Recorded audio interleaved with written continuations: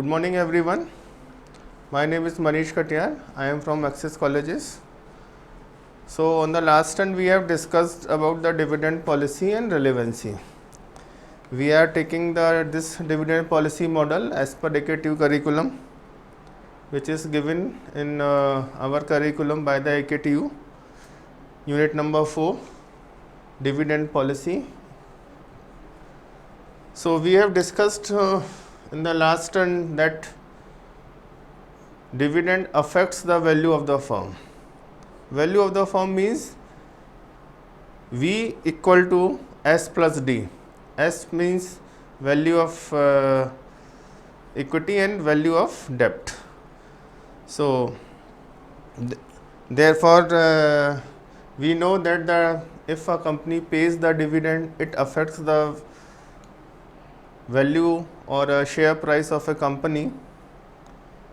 And for our curriculum purpose, only 3 models are discussed: Walter model, Gordon model and Miller and Modigliani model. Above 2 model, Walter and Gordon model, are dividend relevance model, and Modigliani and Miller approaches are dividend irrelevance model. So what does dividend relevance model means? ये dividend relevance model का यहाँ पे क्या मतलब है उसको समझना बहुत ज़रूरी है। डिविडेंड रेलिवेंस मीन्स कि जब भी कभी कंपनी डिविडेंड डिक्लेयर करती हैं तो उस डिविडेंड डिक्लेरेशन की वजह से कंपनी के शेयर्स के जो मार्केट प्राइस हैं वो इन्फ्लेट हो सकते हैं, होते हैं और बढ़ते भी हैं। बेसिकली ये कॉन्सेप्ट ये डिस्क्राइब करता है कि कोई भी इन्वेस्टर या कोई भी पोर्टफोलियो इन्वेस्टर कभी भी किसी भी कंपनी के शेयर्स को क्यों बाय करता है। वो सिर्फ इसलिए बाय करता है कि उसकी एक्सपेक्टेशन है कि कंपनी फ्यूचर में डिविडेंड पे करेगी और ये डिविडेंड आगे ग्रो करेगा। हालांकि डिविडेंड ग्रोथ मॉडल को यहाँ पे आपके करिकुलम में डिस्कस नहीं किया गया है, लेकिन फिर भी मैं आपको बता रहा हूँ कि डिविडेंड की expectation and growth in the rate of dividend, ये डिविडेंड रिलेवेंस थ्योरी का यहाँ पे मतलब होता है।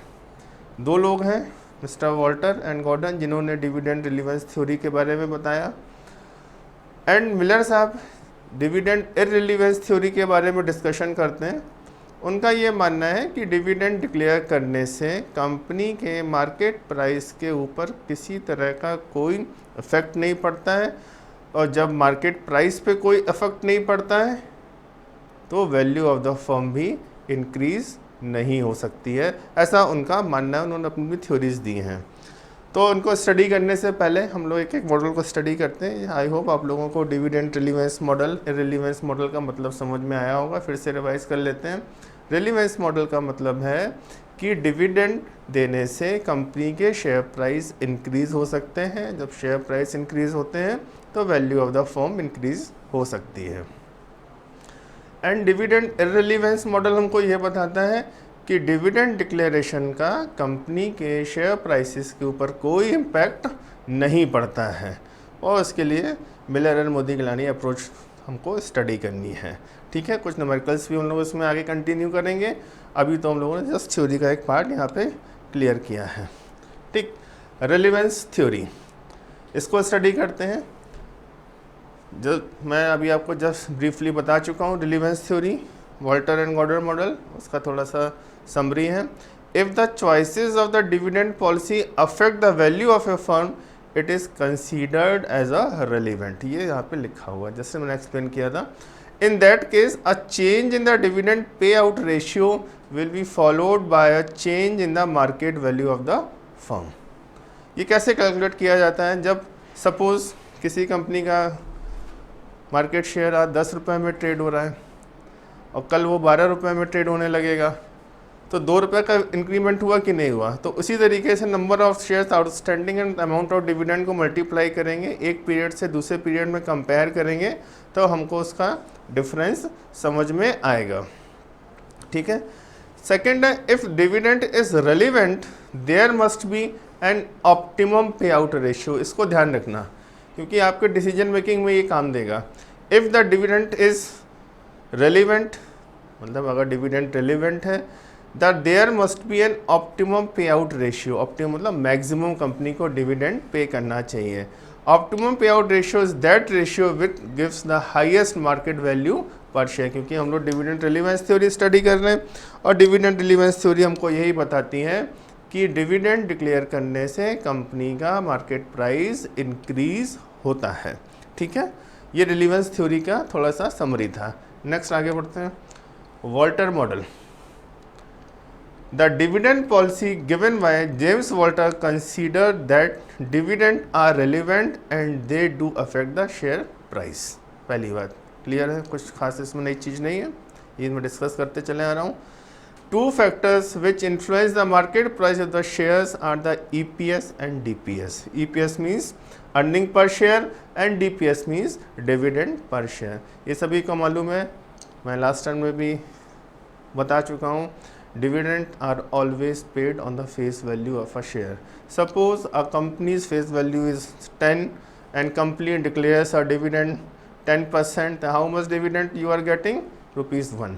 10 into 10 upon 100, rupees 1।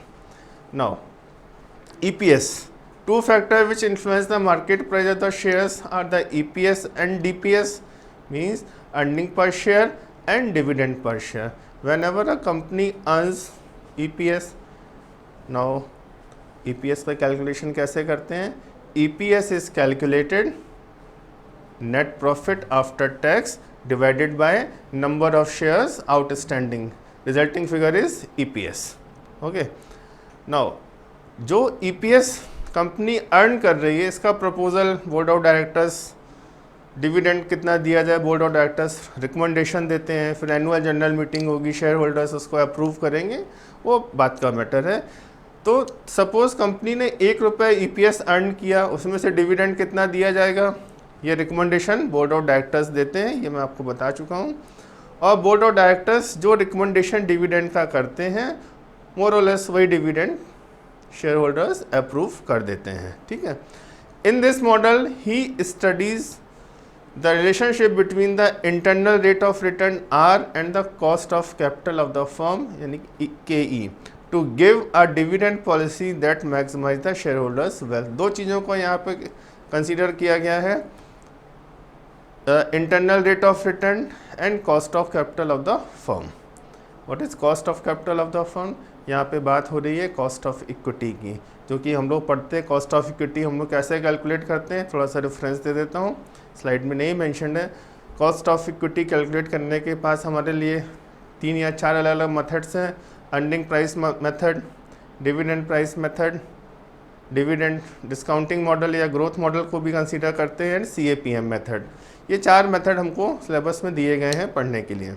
When R is greater than KE, कह रहे हैं जब internal rate of return cost of equity से ज़्यादा हो तो फर्म हैज़ टू पे या हैज़ टू अडॉप्ट ज़ीरो पे आउट पॉलिसी। कह रहे हैं कि रिटर्न कॉस्ट ऑफ इक्विटी से ज़्यादा आ रहा है तो हमको ज़ीरो पे आउट पॉलिसी फॉलो करनी चाहिए। When R is less than KE, return हमारा कॉस्ट ऑफ इक्विटी से कम है, the firm has to adopt 100% pay out policy. इस चीज़ को ध्यान रखिएगा, इस कॉन्सेप्ट को ध्यान रखिएगा। R इक्वल टू KE, जब रिटर्न और कॉस्ट ऑफ इक्विटी दोनों इक्वल हो, any policy between 0 to 100% pay out में बी अडॉप्टेड। ये वॉल्टर साहब का कहना है कि कह रहे हैं कि return, internal rate of return cost of equity से ज़्यादा है तो फर्म को ज़ीरो पे आउट पॉलिसी फॉलो करनी है। अगर internal rate of return cost of equity से कम है तो 0 to 100 कोई भी रिटर्न पॉलिसी आप अडॉप्ट कर सकते हैं।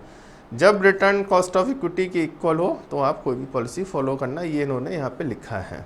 ठीक है, 0 to 100। लास्ट है Walter model also look at profitable opportunities where to retain the earning instead of getting dividend. The cost of retention is important here. Cost of retention भी वही cost होती है जो कॉस्ट ऑफ इक्विटी को hold करने की आती है। इस चीज़ को आप लोग कंसीडर करिएगा। कॉस्ट ऑफ रिटेंशन हम लोगों ने कैपिटल स्ट्रक्चर में इस चीज़ को पढ़ा है। ठीक है, next formula of Walter model. Walter model का फॉर्मूला क्या है? D plus E minus D multiplied by R divided by K E and whole divided by K E. ये इस तरह का फॉर्मूला है। डी मीन्स, यहाँ पे जो डी है, D means dividend, E means earning per share, minus D मैंने डिविडेंड मल्टीप्लाइड बाय आर। ये फॉर्मूला ये यहाँ से आएगा।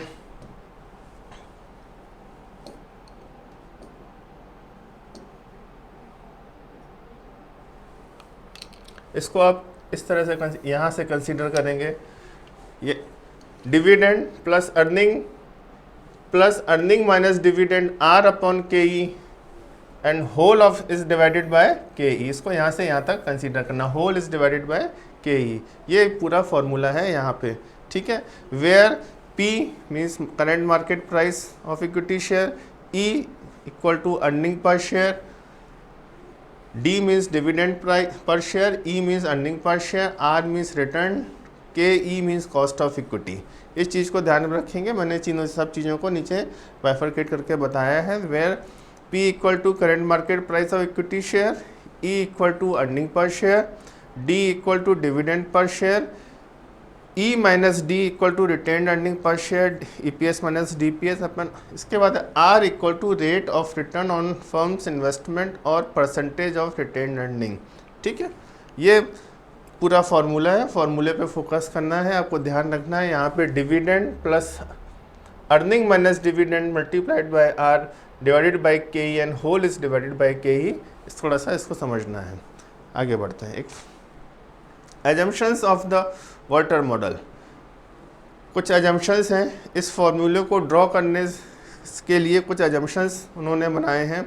वो एजम्पशंस क्या हैं? The firm finances all investment through retained earning, means firm को जहाँ पे भी कैश की ज़रूरत पड़ती है तो वो रिटेन्ड अर्निंग का यूज़ करती है। रिटेन्ड अर्निंग मीन्स मतलब जो उन्होंने प्रीवियस ईयर्स के प्रॉफिट अर्न करके अपने रिजर्व्स में रखे हुए हैं। और यहाँ पे रिजर्व्स की, उन रिजर्व्स की बात हो रही है जो कंपनी के पास एज ए फ्री रिजर्व्स रखे हुए हैं।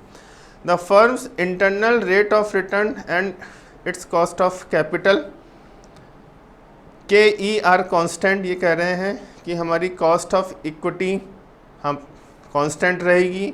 कॉस्ट ऑफ इक्विटी ना तो इंक्रीज़ हो रही है ना डिक्रीज़ हो रही है। All earning are either distributed, यानी कि यहाँ पे जो बात हो रही है ई के बारे में बात हो रही है। All earnings are distributed as dividend और reinvested internally immediately. That means कि डिविडेंड जो भी आ रहा है शेयर होल्डर्स के पास में, उसको इमीडिएटली इन्वेस्टर फिर से इन्वेस्ट कर रहे हैं कंपनी में। The firm has a very long और इनफाइनेट लाइफ। ये तो सभी जानते हैं कि जो भी एंटिटी है उनकी लाइफ बहुत ज़्यादा है, बहुत लंबी लाइफ है। ऐसा इसमें एजम्पशन मान के चल रहे हैं। क्रिटिसिज्म, क्या कमियां हैं? The model does not consider all the factor, the model does not consider all the factor affecting dividend policy and share prices. ठीक है भाई। The model assumes that the investment opportunities of the firm are financed by retained earning only and no external financing। ये possible थोड़ा सा नहीं होता है। Retained earning हमेशा इस्तेमाल नहीं करती हैं, कुछ ना कुछ हम लोगों को बोरोइंग कॉस्ट करनी ही पड़ती है। और ये सभी को मालूम है, जब भी कंपनी बोरो करती है फंड्स को तो उनका एक पर्पज़ होता है। और बोरोड फंड थोड़े से चीप होते हैं, थोड़े सस्ते होते हैं in comparison to equity funds. Next, firm's internal rate of return does not always remain constant। Internal rate of return हमेशा कांस्टेंट नहीं रहता है, ये भी बात बिल्कुल सही है। क्रिटिसिज्म के बारे में पढ़ रहे हैं। In fact R decreases as more and more investment in made, income from investments. Next है Walter model on dividend policy ignore the business risk of the firm. ये बात बिल्कुल सही है कि रिस्क को कंसीडर करना बहुत ज़रूरी है, जो कि वॉल्टर मॉडल में कहीं ना कहीं मिसिंग है। हम लोगों को फोकस करना है वॉल्टर मॉडल्स के एजम्पशंस के ऊपर। और एजम्पशंस को हम लोग फिर से रिवाइज कर लेते हैं। एजम्पशंस में बोला है कि फर्म्स अपने सारे के सारे फाइनेंस रिटेन्ड अर्निंग के थ्रू मैनेज कर रही है। The firm's internal rate of return and cost of capital are constant. And all earnings are distributed. यहाँ पे जो सेकंड पॉइंट लिखा हुआ the firm's internal rate of return are and its cost of capital के is constant, ये ध्यान रखिएगा। तो ये हमारा एजम्पशन था वॉल्टर मॉडल का। इससे रिलेटेड हम लोग एक न्यूमेरिकल क्वेश्चंस लेते हैं, फिर इसको अप्लाई करते हैं। Question is given, next slide. Earning of the company equal to 5 lakhs, ये अर्निंग का मतलब है। Dividend pay out ratio is 60%, number of shares outstanding 1 lakh, equity capitalization is 12% and rate of return on investment is 15%। What would be the market value per share as per Walter model, पहले इसको समझते हैं हम। Earning of the company is 5 lakhs। यहाँ पे इस फॉर्मूले के अकॉर्डिंग क्या क्या चीज़ें हमको चाहिए, हमको ई चाहिए, हमको डी चाहिए, हमको आर चाहिए। तो अर्निंग हमारी अर्निंग पर शेयर कितनी आ रही है, सोल्यूशन में इसको कैसे कैलकुलेट करेंगे उसको हम बताते हैं। अर्निंग निकालने के लिए नेट प्रॉफिट 5 lakhs दिया हुआ है, यहाँ पे टैक्स का एडजस्टमेंट कहीं पे नहीं करना है। तो 5 lakhs divided by number of shares outstanding 1 lakh, 5 lakh divided by 1 lakh करेंगे तो आपका आंसर आ जाएगा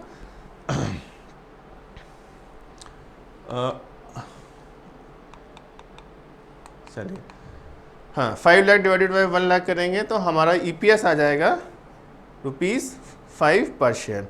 एंड इक्विटी कैपिटलाइजेशन रेट हमको दिया गया है KE जो कि 12% है, and rate of return on investment R दिया गया है 15%, और यहाँ पे dividend pay out ratio given है 60%। तो हमारा ईपीएस कितना आ रहा है, 5 lakhs डिवाइडेड बाय 1 lakhs करेंगे तो ईपीएस आएगी ₹5। 5 का 60% निकालेंगे। देखिए यहाँ पे कैसे कर लेंगे, हमको यहाँ पे निकालना है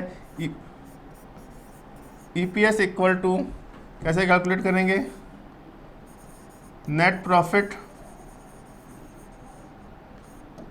divided by number of shares.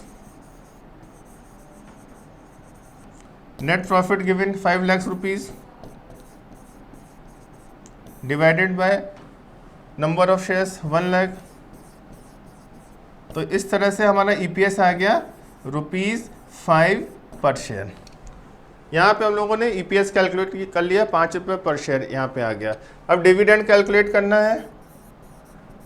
Dividend pay out ratio question में गिवन है, ये गिवन है कितना, डिविडेंड पे आउट रेशियो 60%, ये हमारा 60% डिविडेंड पे आउट रेशियो है, क्वेश्चन में गिवन है 60%। तो 5 का 60% हम लोग निकाल लेंगे ₹3। ₹3 पर शेयर हमारा निकल के आ गया क्या, डिविडेंड। हमको दो चीज़ें चाहिए थी, ईपीएस हमने निकाल ली ₹5 और डिविडेंड हमने यहाँ पे निकाला है ₹3। ये ध्यान रखेंगे, बस इन तीनों को एडजस्ट करना है हमको। और हमको क्वेश्चन में गिवन है आर, गिवन है क्वेश्चन में हमको आर हमारा गिवन है 15% और के ई गिवन है हमको 12%। ये ध्यान रखेंगे, आर 15% है, के ई 12% क्वेश्चन में गिवन है। अब ये हम लोगों ने इसका बेस क्वेश्चन का तैयार कर लिया। अब आगे बढ़ते हैं। देखिए इसको सॉल्यूशन इसका इसमें अवेलेबल नहीं है, चलिए तो इसको हम लोग पुट कर देते हैं फॉर्मूले में। P0 हमको कैलकुलेट करना है, earning plus earning minus dividend divided by KE and whole upon KE multiplied by R। इस तरह से इसको हम सॉल्व कर लेंगे और इसका आंसर निकाल लेंगे, ठीक है। दूसरा कह रहा है what is the option optimum dividend pay out ratio according to Walter model and the market value of the company share at this pay out ratio. According to Walter model when the next है according to Walter model when the return on investment is more than the cost of equity capital, the price per share increases as the dividend payout ratio decreases. Hence the optimum dividend payout ratio in this case is nil. So at a payout ratio of 0, the market value of company's share will be, जब कोई dividend company नहीं पे कर रही तो क्या होगा, तो उन्होंने आपको आंसर निकाल के दिया 52.08। इसको आप लोग नोट कर लेंगे, ठीक है। यहाँ पे डिविडेंड कुछ भी नहीं है, 5 minus 0 0.52 divide by 0.12 and whole को डिवाइड कर दिया 0.12 से, आपका आंसर आ गया। ठीक, तो ये था वॉल्टर मॉडल से रिलेटेड एक छोटा सा क्वेश्चन। गॉर्डन मॉडल, उसके आगे का मॉडल है, हम लोग डिविडेंड रिलीवेंस थ्योरी पढ़ रहे हैं, जिसमें ये बताया जा रहा है कि किस तरीके से शेयर्स के प्राइसेस के ऊपर डिविडेंड का इफेक्ट पड़ता है। गॉर्डन फार्मूला है, पढ़ते हैं। Gordon uses the dividend capitalization approach to study the effect of the firm's dividend policy on the stock price. Normal सी बात है, जैसे लिखा हुआ है Gordon uses the dividend capitalization approach. वो कह रहे हैं कि डिविडेंड को हम कैपिटलाइज कर देंगे हैं, ठीक है।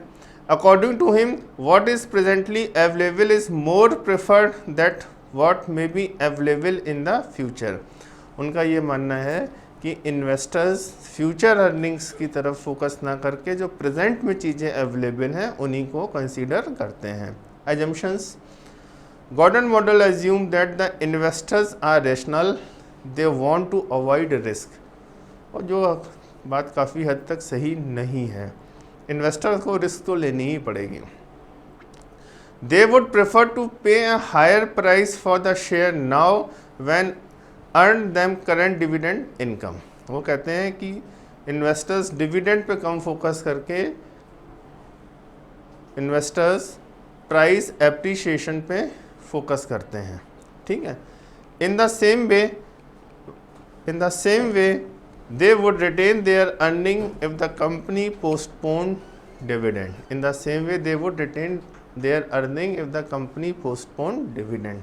नेक्स्ट है again the share price and the dividend depend on the retention rate. यहाँ पे इन्होंने रिटेंशन रेट के बारे में बात की, जिसको हम बी से रिप्रेजेंट करते हैं। इसको देखते हैं क्या करना है आगे। फॉर्मूला है गॉर्डन मॉडल का, नेक्स्ट स्लाइड पे। Formula of Gordon model equal to P equal मतलब market price of the share equal to earning, E means earning, 1 minus B मतलब retention ratio, K means cost of equity जो आप पढ़ के आ रहे हैं, B मतलब रिटेंशन इनटू ग्रोथ, जो हम यहाँ पे डिस्कस कर रहे थे इस बात को। In the same way they would retain their earning, इस चीज़ पे फोकस कर रहे हैं, retain their earning if the company postpones dividend. उनका ये कहना है कि कंपनी ने डिविडेंड पे नहीं किया, दैट मीन्स कंपनी के पास कैश रिजर्व में रह गया। जो कैश उनके पास रखा हुआ है वो भी तो आगे ग्रो करेगा, और उसी को यहाँ पे इस फॉर्मूले में यहाँ पे आपको समझाया गया है।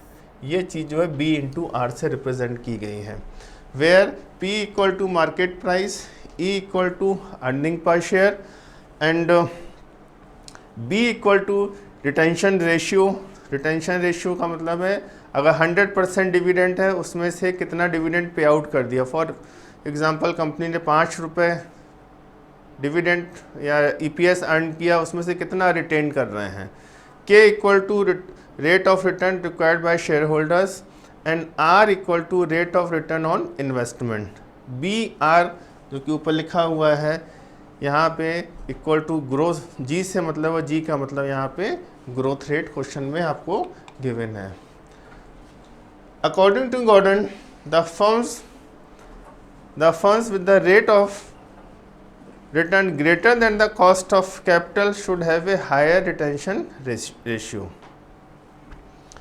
The firm with rate of return greater than the cost of capital, मतलब हमारा जो रिटर्न आ रहा है वो KE से ज़्यादा आ रहा है, ये ध्यान रखना। Second, firm which have rate of return less than the cost of capital should have a lower retention ratio. जहाँ पे रिटर्न कॉस्ट ऑफ कैपिटल से कम आ रहा है, रिटर्न कॉस्ट ऑफ कैपिटल से R is less than KE, तो हमको retention ratio कम रखना चाहिए, क्योंकि पूरा का पूरा फोकस रिटेंशन पर ही है। The firm which have a rate of return equal to the cost of capital will however not have any impact on its share value, it can adopt any retention policy. The firm which have a rate of return equal to cost of capital, जहाँ पे R और KE दोनों बराबर हैं, the cost of capital will not have any impact on its share value. कह रहे हैं जहाँ पे आर और के बराबर है, कंपनी कोई डिविडेंड पे नहीं कर रही, तो उसका कोई शेयर प्राइस पे इम्पैक्ट नहीं पड़ना है। तो अगर आप देखें ध्यान से वॉल्टर और गॉर्डन में, वॉल्टर मॉडल सिंपल एक बात कह रहे थे वॉल्टर साहब कि कंपनी को डिविडेंड पे करना चाहिए, जब आर अपॉन के ई है तो कम नहीं देना चाहिए, आर इज़ मोर देन के ई तो कंपनी को 100% पे आउट रेशियो रखना चाहिए, आर इक्वल टू के ई है तो 0 to 100 कोई भी पॉलिसी फॉलो कर सकते हैं। वही चीज़ यहाँ पे तीन चीज़ें यहाँ पे दी गई हैं। यहाँ पे रिटर्न की बजाय उन्होंने रिटेंशन रेशियो पे फोकस किया जो कि बी से डिनोट हो रहा था। एजम्पशंस, जैसे गॉर्डन मॉडल में एजम्पशंस थे वैसे इसमें भी हैं। The firm is all equity firm only finance by retained earning. Next है the internal rate of return and the cost of capital of the firm is constant cost of capital. The retention ratio once decided upon is constant. Retention ratio किस rate से company grow करेगी उसको उन्होंने constant assume करके चला है यहाँ पे एजम्पशंस में। इलस्ट्रेशन यहाँ पे दिया गया है। The following data are available, question है। For Rogers group earning per share 40, EPS 40 दिया गया है। रेट ऑफ रिटर्न यानी कि R 20% दिया गया है। Rate of return required by share holders यानी कि शेयर होल्डर्स का एक्सपेक्टेशन 30% का है, दैट इज़ KE हम लोगों को बढ़ाया गया है।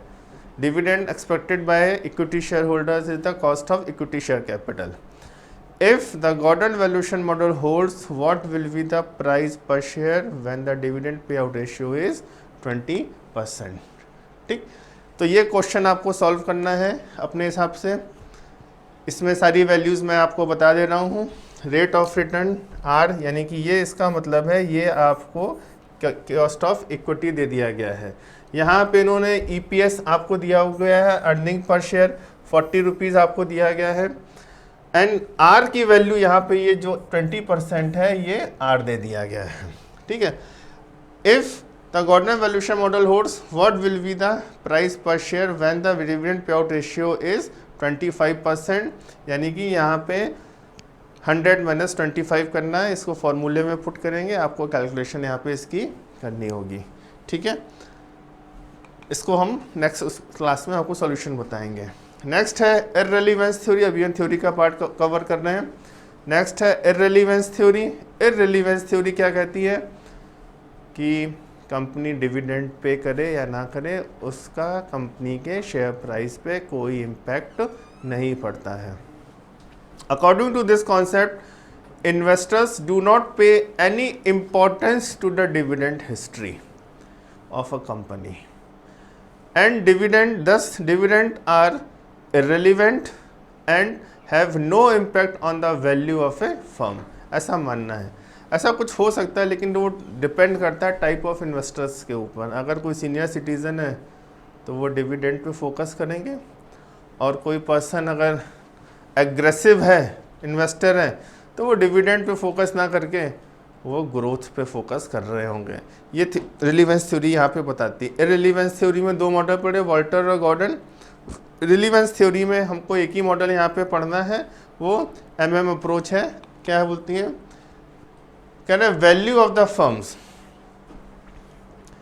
Value of the firm that is wealth of the share holders depend करती है फर्म्स अर्निंग्स के ऊपर। एंड फर्म्स अर्निंग जो है firms investment policy do not affect dividend policy. ये आपको एक चेन के थ्रू दिखाने की कोशिश करी गई है। वैल्यू ऑफ द फर्म यानी कि वेल्थ ऑफ द शेयर्स किस तरीके से घटेगी या बढ़ेगी, इसको स्टडी कर रहे हैं।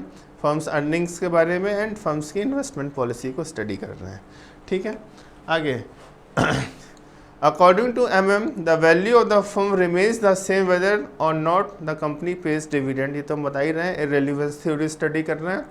और इररिलेवेंस थ्योरी का मतलब ही यहाँ पे यही है कि कंपनी अगर डिविडेंड हायर डिविडेंड पे करे उसका भी कोई शेयर प्राइस पे इम्पैक्ट नहीं पड़ना है, लो डिविडेंड पे करे उसका भी शेयर प्राइसेस पे कोई इम्पैक्ट नहीं पड़ना है, ऐसा इस थ्योरी का मानना है। इनफैक्ट ऐसा होता नहीं है, जो कंपनी अच्छा डिविडेंड पे कर रही होती हैं प्रैक्टिकली अगर आप देखें तो उनकी ग्रोथ भी अच्छी होती है। तो ये बहुत ज़्यादा मैं भी इसको फॉलो नहीं करता हूँ इस अप्रोच को।